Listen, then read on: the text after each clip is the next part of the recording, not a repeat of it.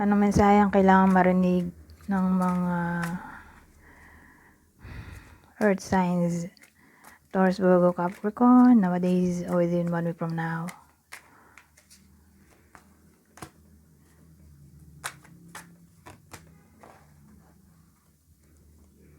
Oh.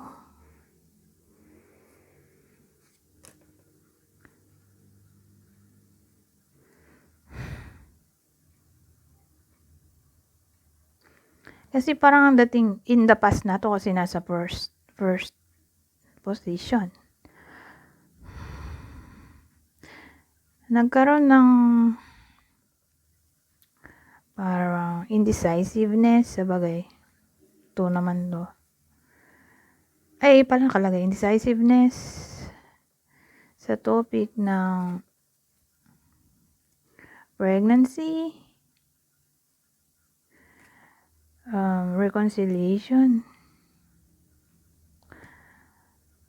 anything na may kinalaman sa career.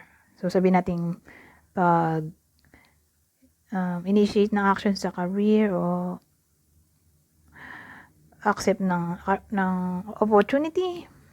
Basta ganyan. Sabihin natin love and abundance na lang to. Dahil Venus naman to. Anything na may kinalaman sa career, money, reconciliation, pregnancy, reconciliation sa love ha. Kasi dati parang ayaw eh. Ayaw ng topic na yon, yung mga yon. Na parang hindi makapag-decide. Pero dito, mukhang may happiness na maring mangyari. So, iniisip ko, new job, pregnancy, reconciliation. O parang may lakas na ng loob na harapin ng problema. O baka ito yung wish. Wish na magkaroon.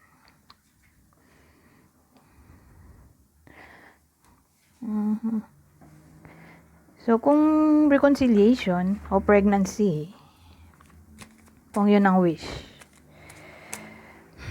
sino kaya yung possible partner ng earth sign?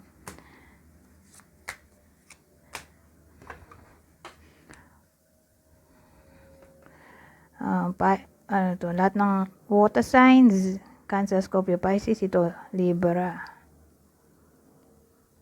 Pero kung single, who knows? Kasi love rin naman to. So, paparating na yung new love interest, pwede rin. So, again, kasama rin siya dito. So, possible partner, future partner, Cancer, Scorpio, Pisces, Libra.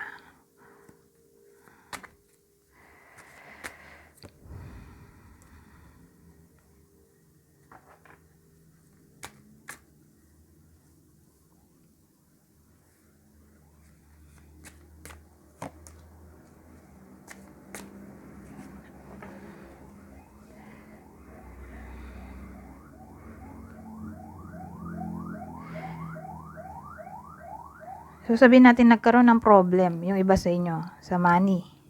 Asin na natin to. Sa pera, business, career, baka yun na yun. Yung new job kanina. So, kung nangyayari na to, may improvement daw. Sa takbo ng pera, sabihin natin nabaon sa utang, walang nagbayad ng utang. Basta yung takbo ng pera mag-i-improve. So, sa madaling salita, magkakapera yung iba sa inyo.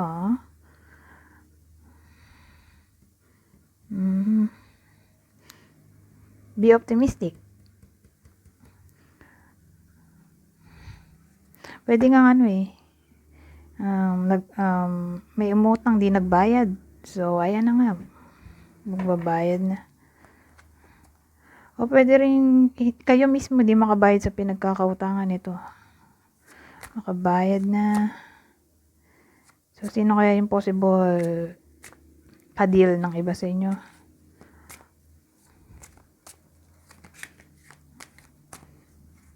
O person na involved sa kwento na to. Capricorn, Aquarius.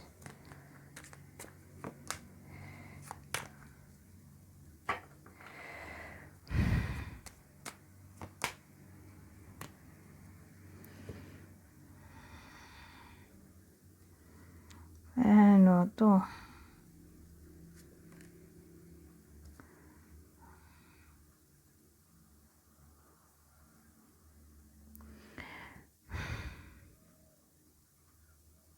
Parang nagka-problem eh.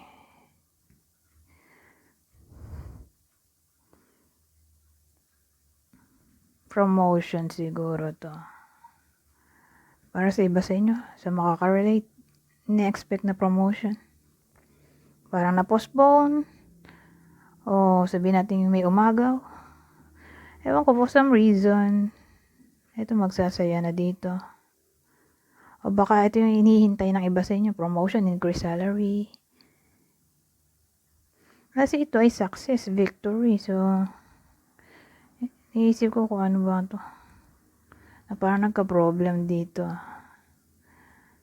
At ito, naging victorious.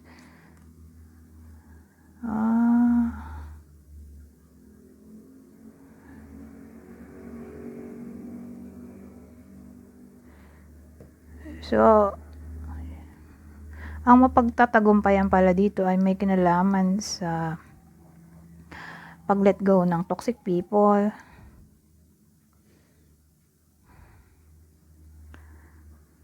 O anything na may kinalaman sa pag-let go. So, kung hindi to tao, ay issue, mga problema.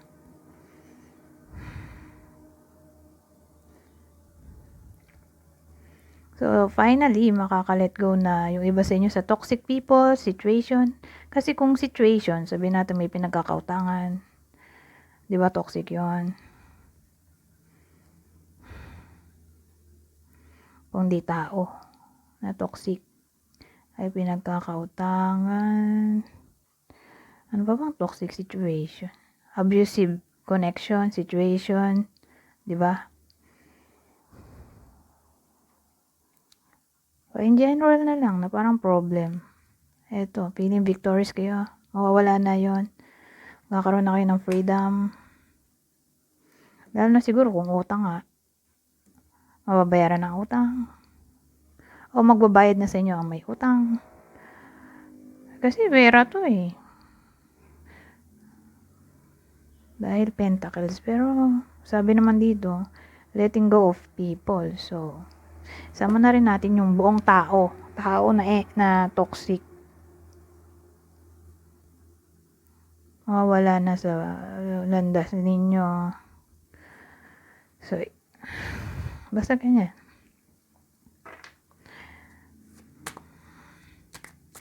So, sino kaya yung possible partner o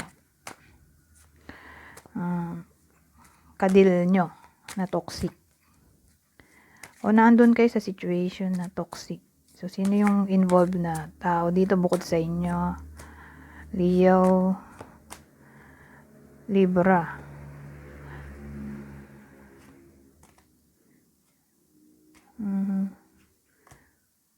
Anyways, hanggang dito na lang.